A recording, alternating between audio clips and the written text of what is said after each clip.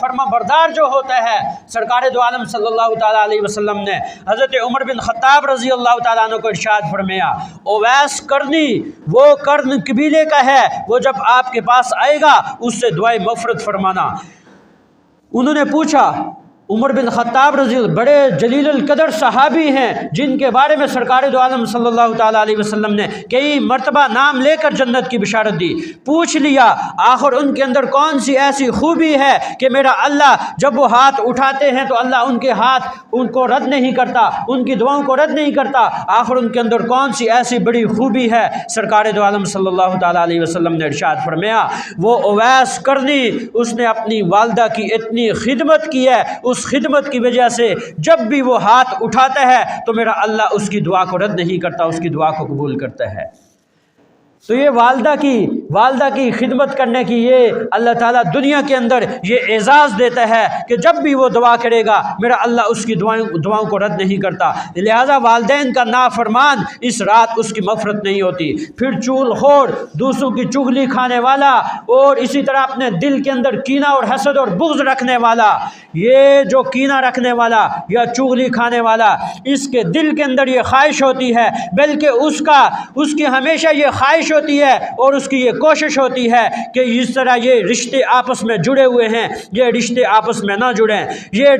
رشتوں کو قطع کرنے والا، رشتوں کو توڑنے والا یہ دل کے اندر بغض رکھتا ہے، کینہ رکھتا ہے۔ سرکار دو عالم صلی اللہ تعالیٰ علیہ وسلم نے ارشاد فرمایا، دل کے اندر کینے رکھنے والا، بغض رکھنے والا اور دوسروں کی چغلی کھانے والا، سرکار دو عالم صلی اللہ تعالیٰ علیہ وسلم نے ارشاد فرمایا یہ جنت کے اندر داخل نہیں ہوگا۔ اور پھر اگلے شخص کے بارے میں فرمایا کہ قتل کرنے والا، ناحق طور پر قتل کرنے والا، یہ بھی ایسا بڑا بدبخت انسان ہے کہ میرا اللہ اس رات اس کی بھی مغفرت نہیں فرماتا۔ اللہ تعالیٰ قرآن حکیم میں ارشاد فرماتے ہیں، وَمَن يَقْتُلْ مُؤْمِنًا مُتَعَمِّدًا فَجَزَاؤُهُ جَهَنَّمُ، جس نے بھی کسی مسلمان کے قتل کو برحق سمجھتے ہوئے اور ناحق طور پر اس کو قتل کیا تو اس کی سزا جو ہے وہ جہنم ہے، اس کی سزا جہنم ہے۔ ذرا آج ہم دیکھیں اپنے ملک پاکستان کے اندر کس طرح قتل و غارت کا بازار گرم ہے، اور کس طرح مسلمان بلکہ ایک عام انسان کے قتل کو ایسے سمجھا جاتا ہے کہ جیسے چونٹی کو مار دیا جاتا ہے، آج کوئی پوچھنے والا نہیں ہے۔ آج ہمارے قوانین اور آج ہمارے ادارے وہ پوچھ نہیں سکتے کہ آج تم نے اس کو قتل کیوں کیا ہے۔ اور یاد رکھو ایک قاتل کی سزا پھانسی کے علاوہ کچھ اور نہیں ہو سکتی۔ ہاں اگر مقتول کے رسا اگر وہ معاف کرتے ہیں تو وہ علیحدہ بات ہے، اس کی سزا پھانسی ہے۔ لیکن آج ہم دیکھتے ہیں کہ کتنے لوگ ہیں، آج آئے روز علماء کا قتل عام ہو رہا ہے ہمارے ملک پاکستان کے اندر، اور ادارے موجود ہیں لیکن آج تک کوئی قاتل نہیں پکڑا گیا۔ آخر اس کی وجہ کیا ہے؟ ذرا سوچنے کی بات ہے۔ یہ قاتل ایسا بدبخت انسان ہے کہ اللہ کے حبیب صلی اللہ تعالیٰ علیہ وسلم نے ارشاد فرمایا، یہ شب بارات ایسی رات ہے کہ سرکار دو عالم صلی اللہ تعالیٰ علیہ وسلم ارشاد فرماتے ہیں کہ اس رات اللہ تعالیٰ بنو کلب کی بکریوں کے بالوں کے برابر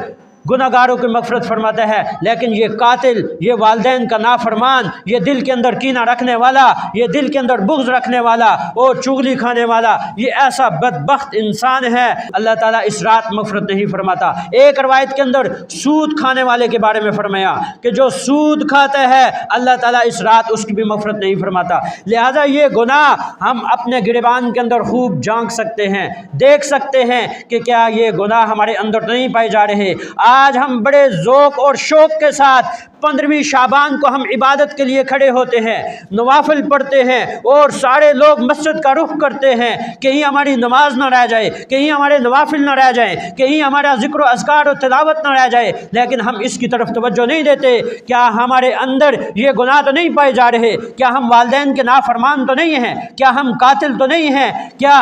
ہمارے دلوں کے اندر کینہ اور بغض تو نہیں ہے؟ کیا ہمارے دل کے اندر کسی کے خلاف چغلی تو نہیں ہے؟ کیا ہم سود تو نہیں کھا رہے؟ یہ بڑے بڑے گناہ اگر ہم اپنے اندر ڈال کر رب کے سامنے کھڑے ہوتے ہیں، نوافل پڑھتے ہیں، تسبیحات کرتے ہیں اور ذکر و اذکار کرتے ہیں اور ساری رات اللہ سے دعا کرتے ہیں، یا اللہ ہماری مغفرت فرما، یا اللہ ہمارے گناہوں کو معاف فرما، اور ہم کینے کو نہیں چھوڑتے، ہم بغض کو نہیں چھوڑتے، ہم حسد کو نہیں چھوڑتے اور ہم ان گناہوں کو نہیں چھوڑتے، تو رب کعبہ کی قسم پھر ہماری اس عبادت کا کوئی فائدہ نہیں ہے۔ ہم رات پوری اگر نوافل پڑھتے رہیں، اس نوافل کا کوئی فائدہ نہیں ہوگا۔ پوری رات کھڑے ہو کر ہم تسبیحات کرتے رہیں، ہم اپنے رب کو راضی کرنے کے لیے ہم پوری رات اگر کھڑے رہیں، اس کھڑے رہنے کا کوئی فائدہ نہیں ہوگا۔ سب سے پہلے ہمیں چاہیے کہ ہم اپنے دل کو صاف کریں، ہمارے دل کے اندر شرک تو نہیں ہے، ہمارا عقیدہ صاف ہے، ہم مشرک تو نہیں ہیں، اور پھر اس کے بعد دیکھیں کہ ہم والدین کے نافرمان تو نہیں ہیں، ہم قاتل تو نہیں ہیں، ہمارے دل کے اندر کینہ اور بغض تو نہیں ہے، حسد تو نہیں ہے، کسی کے خلاف ہم چغل خوری تو نہیں کر رہے، ہم سود تو نہیں کھا رہے۔ یہ بڑے بڑے گناہ چھوڑ کر ہم اگر اپنے رب کے سامنے آ جائیں اور اپنے رب کے سامنے کھڑے ہو کر اگر 2 نوافل پڑھنے کی میرا اللہ کسی کو توفیق دیتا ہے، 2 نوافل پڑھ کے اپنے رب کے سامنے کھڑے ہو کر اپنے گناہوں کی معافی مانگیں گے تو اللہ سے امید کی جا سکتی ہے کہ میرا اللہ ہمارے گناہوں کو معاف فرمائے گا۔ لیکن سب سے پہلے ہم اپنے گناہوں کو چھوڑیں اور اس کے بعد اپنے رب کے سامنے کھڑے ہو کر اپنے گناہوں کی معافی مانگیں۔ جو بھول چوک ہو گئی میرا اللہ اس کو ضرور معاف فرمائے گا، لیکن اگر ہمارے دل کے اندر اسی طرح گناہ رہے، ہماری زندگی کے اندر اور ہمارے اعمال کے اندر اسی طرح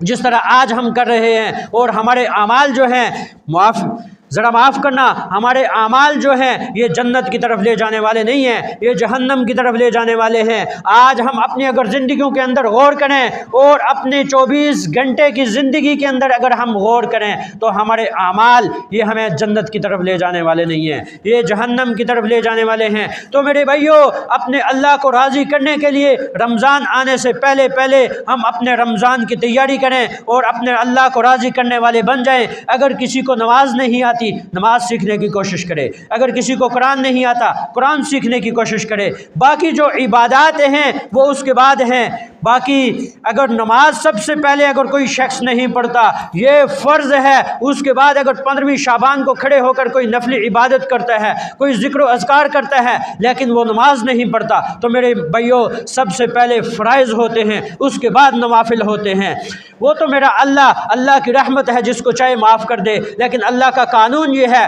فرائض پورے کرو، نبی کی اطاعت کرو، فرما برداری کرو، تب تمہیں معافی کا اعلان کیا جائے گا۔ اگر ہم نوافل پڑھتے رہے، فرائض چھوڑتے رہے، تو میرے بھائیو یہ کامیابی والا راستہ نہیں ہے۔ لہذا ہمیں چاہیے کہ ہم سب سے پہلے فرائض ادا کرنے والے بن جائیں، اور جن کے بارے میں سرکار دو عالم صلی اللہ تعالیٰ علیہ وسلم نے ارشاد فرمایا کہ یہ بدبخت ہیں، میرا اللہ ان کی مغفرت نہیں فرماتا۔ ہمیں چاہیے کہ ہم ان گناہوں کو چھوڑ کر اپنے رب کے سامنے کھڑے ہو کر اپنے گناہوں کی معافی مانگیں گے تو میرا اللہ ہمارے گناہوں کو ضرور معاف کرے گا۔